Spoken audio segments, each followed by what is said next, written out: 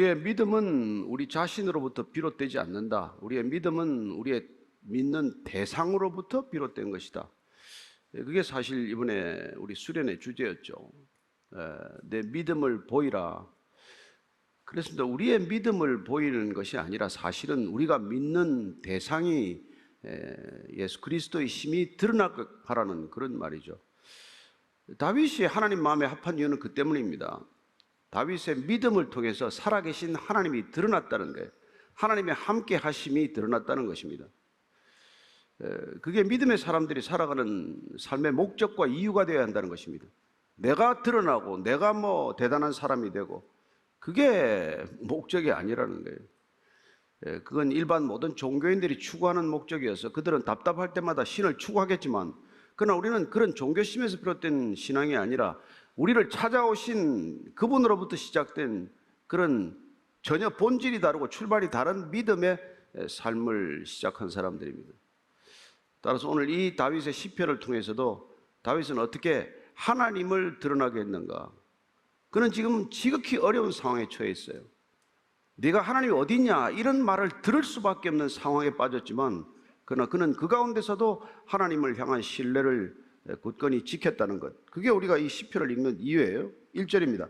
하나님이여, 내가 근심하는 소리를 들으시고 원수의 두려움에서 나의 생명을 보존하소서. 원문을 보면은 들으소서 하나님이여 이렇게 되어 있어요. 하나님 들어주십시오. 그렇습니다. 우리의 기도의 자리는 하나님이 계신다는 것과 그분이 들으신다는 것, 그분이 들으신다는 것은 곧 그분이 응답하신다는 것, 그걸 믿는 믿음의 자리예요. 그래서 히브리서 11장 6절 말씀은 이렇게 말씀하십니다. 믿음이 없이는 하나님을 기쁘시게 하지 못하나니 하나님께 나아가는 자는 반드시 그가 계신 것과 또한 그가 자기를 찾는 자들에게 상 주시는 이심을 믿어야 할지니라. 하나님께 나아가는 사람들은 그가 계신다는 것을 믿는 것이죠. 하나님이 어디 있냐고 하나님을 거부하고 하나님을 온통 조롱하는 이 시대 한복판에서 우리는 하나님이 계신다, 하나님이 살아계신다, 그분이 함께 하신다, 이걸 믿기 때문에 기도의 자리로 나아가는 것이죠. 그리고 기도의 자리에 앉을 때 우리는 이미 하나님께서 들으신다. 우리가 어떤 말을 하든지 그분께서는 귀를 기울이신다. 그게 우리가 기도의 자리에 또 나아가는 이유 아닙니까? 그런데 계신지 안 계신지도 불확실하고 들으실지 안 들으실지도 믿음지가 않으면 그건 허송세월하는 것이죠. 다윗은 나의 하나님을 경험했기 때문에, 그 하나님이 어떤 하나님인지를 알았기 때문에 그는 어떤 어려움, 고난, 박해 가운데서도 흔들리지 않는 믿음의 사람이 된 것이죠. 유달리 남보다 더 많은 고난을 겪었지만 그러나 그는 결코 흔들리지 않는 믿음을 보여줍니다. 왜냐하면 나의 하나님, 내 하나님이 누군지를 알았기 때문에, 내 아버지가 어떤 아버지인지를 알면 그러면 흔들리지 않는다는 것이죠.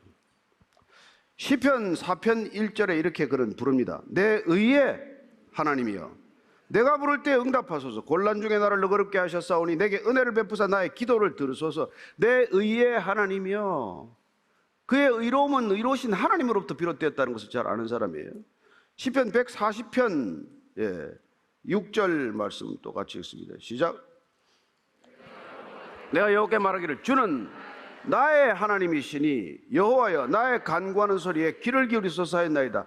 나의 하나님이다. 주님은 나의 하나님이다. 신앙은 공동체적입니다. 그러나 또한 개인적인 구원을 경험하고 개인적인 신앙적 체험이 있는 사람은 나의 하나님, 우리의 하나님, 이 나라 이 민족의 하나님이지만은 나의 하나님에 대한 강렬한 그런 믿음의 정언이 있는 것이죠. 우리가 어제 본 시편 63편 1절도 그 말씀을 하고 있습니다. 시작. 하나님이여, 주는 나의 하나님이시라. 내가 간절히 주를 찾되 물이 없어 마르고 황폐한 땅에서 내 영혼이 주를 갈망하며 내 육체가 주를 앙모하나이다. 그는 주님이 내 하나님이라는 걸 알았지만 늘 어렵고 힘든 상황 속에서 그 하나님을 간절히 바랐다는 것입니다. 전심을 다하여 하나님을 찾았어요. 찾아지면 찾고 안 찾아지면 많은 게 아니라 내 목숨을 걸고라도 그분을 기어이 만나야겠다, 그분을 찾아야 되겠다. 그게 참된 신앙심이죠. 그분에 대한 그분이 계신다는 것을 믿고 그분이 들으신다는 것을 믿기 때문에 더욱 간절해지는 것이고, 그는 기도의 자리에서도 심지어 더욱 얼굴이 수척해질 만큼 그는 믿음을 보였던 사람입니다.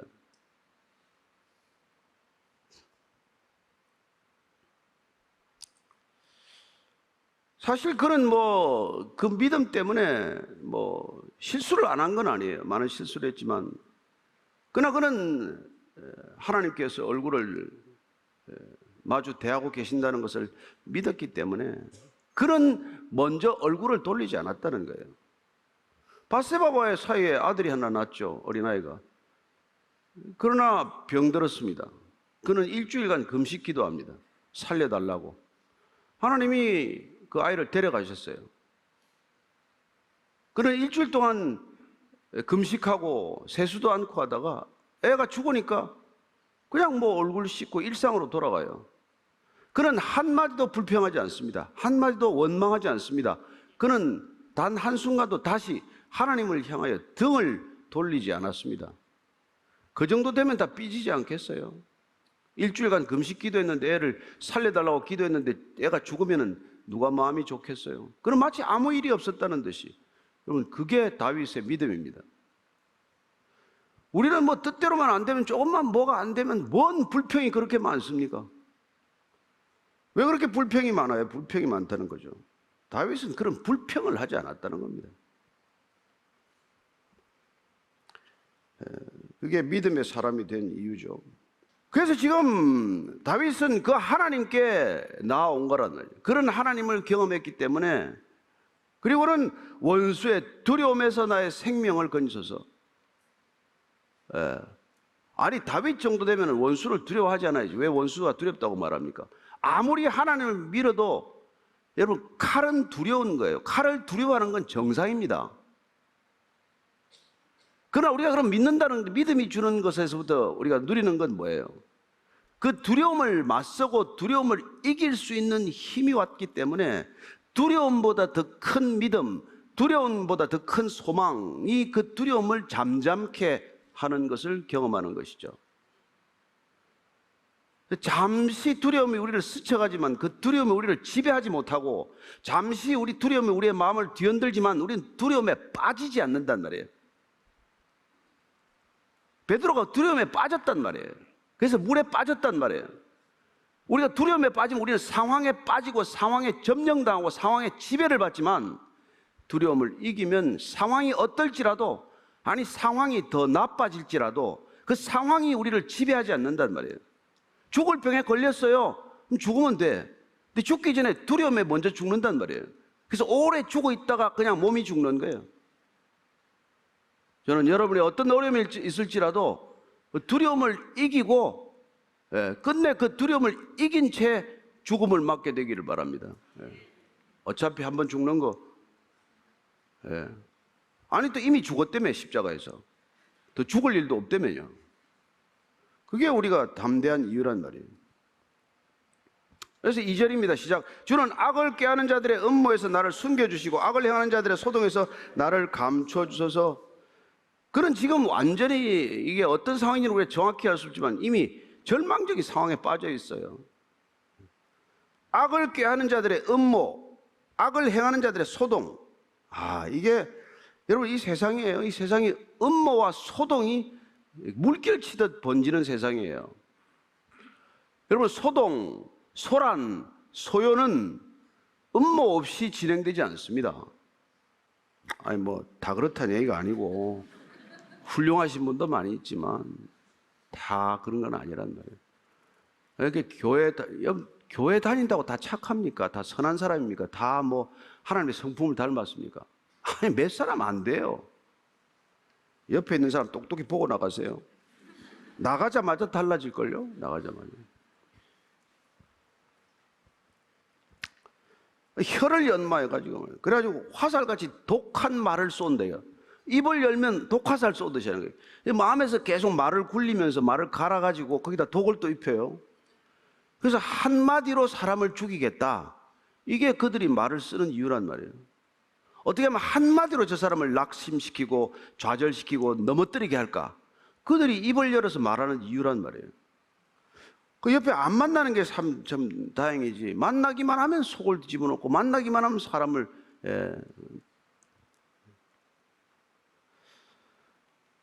자기들끼리는 어떻게 할까요? 5절 6절입니다. 시작. 그들은 악한 목적으로 서로 격려하며 남몰래 올무놓기를 함께 논하고 하는 말이 누가 우리를 보리요 하며 그들은 죄악을 꾸미며 이르기를 우리가 묘책을 찾았다느니 각 사람의 속뜻과 마음이 깊도다. 참 안타깝게도 그렇다는 거예요.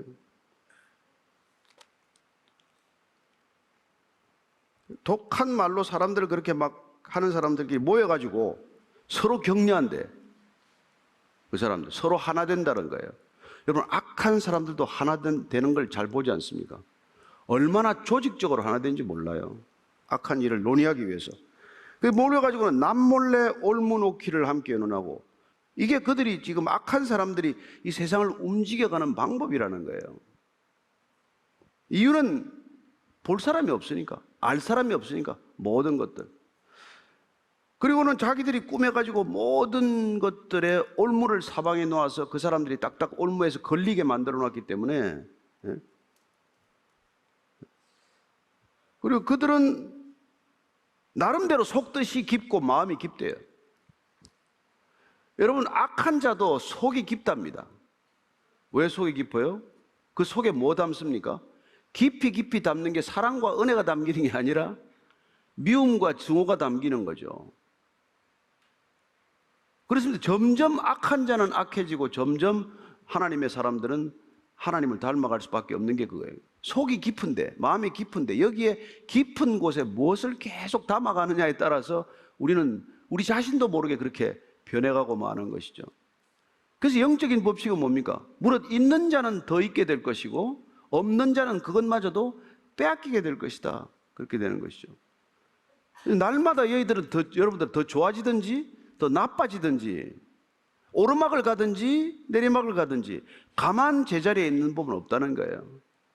가만 제자리에 있는 법은 없다는 거예요. 오늘 더 하나님께 가까이 갔든지 아니면 하나님께 멀어졌든지 조금 더 영적으로 성숙했든지 아니면 영적으로 퇴보했든지 제자리에 그냥 그대로 있는 법은 없다는 거예요. 세상은 그렇죠. 세상은 점점 가까이 이게 누구한테 가까이 다가가려면 점점 더 잘해야 되죠. 그죠? 하여튼 저는 여러분들이 날마다 하나님께 더 가까이 나가게 되기를 바랍니다.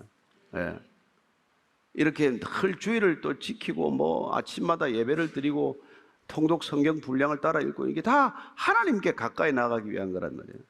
하나님을 통해서 세상에 더 가까이 나가기 위한 게 아니라 하나님 당신 그분께 더 가까이 나아가는 것이 그냥 목적 그 자체가 되기를 바랍니다. 하나님을 아는 기쁨 그 자체가 목적이 되기를 바랍니다. 그래야 영생은 곧 유일하신 하나님과 그의 보내신 자 예수 그리스도를 아는 것이라고 했으니까 그 알미 곧 저와 여러분들을 영생의 자리로 이끌어가는 줄로 믿으십시오. 날마다 영생을 누리는 사람이 된다는 건 뭡니까? 그분을 알아가는 삶 속에 있고 그분의 말씀이 내 안에서 능력이 되었다는 뜻 아니겠어요? 근데 악한 자들은 그냥 마음속에 계속 죄악을 꾸미고, 그리고 우리가 묘책을 찾았다. 묘책이 뭐겠어요? 사람 잡는 묘책이죠. 사람 죽이는 묘책이죠. 남의 회사 공으로 먹는 것, 남의 병원 통째로 빼앗는 것, 남의 자리 그냥 그대로 고스란히 그냥 차지하는 것, 그게 그들의 목적이죠.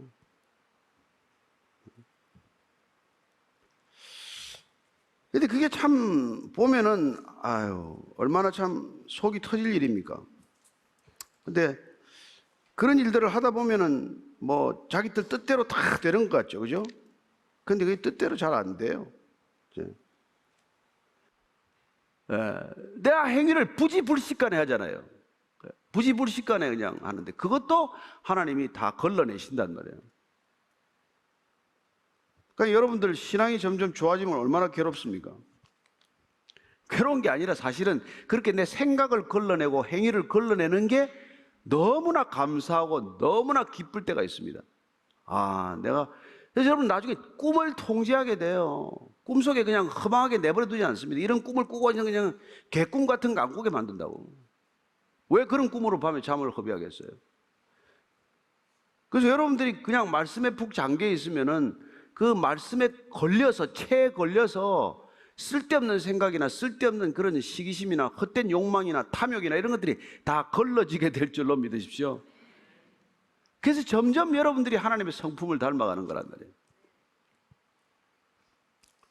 그리고는 그렇게 악을 계획하고 그렇게 사람을 괴롭히고 하던 사람이 어느 날 호련히 자기가 놓은 덫에 자기가 빠지는 걸 본단 말이에요. 네. 그래서 7절, 8절 이렇게 말합니다. 시작. 그러나 하나님이 그들을 쏘시니 그들이 갑자기 화살에 당하리로다. 이러므로 그들이 엎드러지리니 그들의 혀가 그들을 해함이라. 그들을 보는 자가 다 머리를 흔들리로다. 하나님이 그들을 쏜다는 거예요. 내가 안 쏘았는데, 그럼 하나님이 그들이 화살에 직접 쏘았겠어요? 아니요, 악한 자들이 말을 날카롭게 갈고 거기다가 독화살처럼 독을 입혔잖아요. 그걸 쏘았는데 하나님은 신기하게도 그 독화살이 부메랑이 되어서 자기에게 꽂히게 한단 말이에요. 이게 우리의 믿음의 근거예요. 믿으면 그런 일들이 일어나는 걸 목격한단 말이에요. 분명히 남을 향해서 쏘았는데 그 말이 돌아와서 자기에게 생명의 치명상을 입힌다는 걸 보게 하신다는 거예요. 얼마나 놀랍습니까? 그들이 갑자기 화살에 당한다는 거예요. 그래서 엎드러지는데 그들의 혀가 그들을 해함이라. 그들 자신의 혀를 갈았잖아요.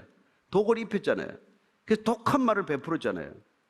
그러면 자기 혀에다가 독을 발라가지고 독한 말을 맨날 내붙었는데 그 독이 남에게 나가기 전에 자기 몸을 해롭게 안 합니까? 자기가 독에 중독되는 걸 몰라서 그렇지. 자기 몸에 피가 나는 걸 몰라서 그렇지. 자기도 이미 죽어가고 있다는 걸 몰라서 그렇지. 그래서 어느 날 자기가 준비한 독화살에 자기가 먼저 중독되는 사람이 생기는 거란 말이에요. 하나님은 그렇게 악인들에게 부메랑과 같은 인생을 허락하는 거예요. 그래서 악이 악을 다스리게 만든단 말이에요. 악을 악으로 못 갚게 만들어놨어요. 하나님께서는. 의인들이 악을 악으로 갚지 말라고 하는 이유는 뭐예요? 악을 손에 묻히는 순간 그는 악에게 패배하는 거란 말이에요. 선으로 악을 이기라고 했지 악으로 악을 이기라고 하지 않았단 말이에요. 그래서 다윗이 사울을 2번, 3번 살려보내는 거란 말이에요. 그리고 예수님께서 오셔서 우리가 잘 아는 대로, 예? 마태복음 7장 우리가 1절, 2절 아까 읽으려다 말았죠? 시작. 비판을 받지 아니하려거든 비판하지 말라. 너희가 비판하는 그 비판으로 너희가 비판을 받을 것이요 너희가 헤아리는 그 헤아림으로 너희가 헤아림을 받을 것이다. 여기서 뭐 여러 번 설교를 했지만 이게 비난과 정죄의 뜻이 강한 것이죠. 너가 자꾸 비난하면은 그 비난의 근거, 비난의 잣대, 비난의 기준이 곧 내게 적용될 것이다.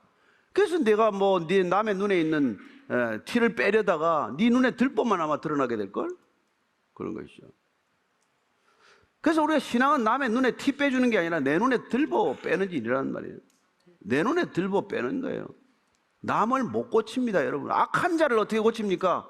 내 자식도 못 고치면서 여기 다 앉아 있는데 여러분들이 자식 마음대로 됐으면 여기 앉아 있겠어요? 남편이 마음대로 됐습니까? 아내가 마음대로 됐습니까? 가족 하나 아무도 마음대로 안 해놓고 와서 여기 남의 성도를 왜 이래라 저래라 하는 거예요? 나도 여러분 뭐 이렇게 바꿀 생각이 1도 없습니다. 1도 없어요. 나도 못 바꾼 주제에 누를 바꿔요. 그래서 여러분들은 통독반이든 어디건 손가락질 한 번 하면 내 손가락은 나를 가리키는 거 아닙니까? 남의 허물이 하나면 난 4개란 말이에요. 그래서 우리는 신앙이 오직 바꿀 수 있는 건 나 자신밖에 없어요. 남이 바뀌어서 세상을 바꾸겠다는 건 세상의 패러다임이요 내가 바뀜으로써 세상이 바뀌는 걸 목격하겠다는 게 신앙의 패러다임이란 말이에요. 바른 신앙은 절대 남을 겨냥하지 않습니다. 그저 사랑하고 품어주면 그 사람도 변한다는 걸 우리가 알기 때문에 나무라고 꾸지람하면 그 사람도 도끼가 오르겠지만 그리고 꾸지람하는 사이에 나도 독에 중독되겠지만 저는 여러분들이 신앙인인지 종교인인지 항상 매 순간 구분하기 바랍니다. 조금 배운 사람들, 안다는 사람들은 지식에 늘 이렇게 짓눌려 산단 말이에요. 자기 지식적 기준이 점점 더 강해지기 때문에. 그거 다 버려야 돼요. 나는 생각하는 게 다 악할 뿐입니다. 나는 판단하는 게 하나도 제대로 되는 게 없습니다. 오직 주님만이 옳습니다. 그걸로 따라가는 거 아니에요.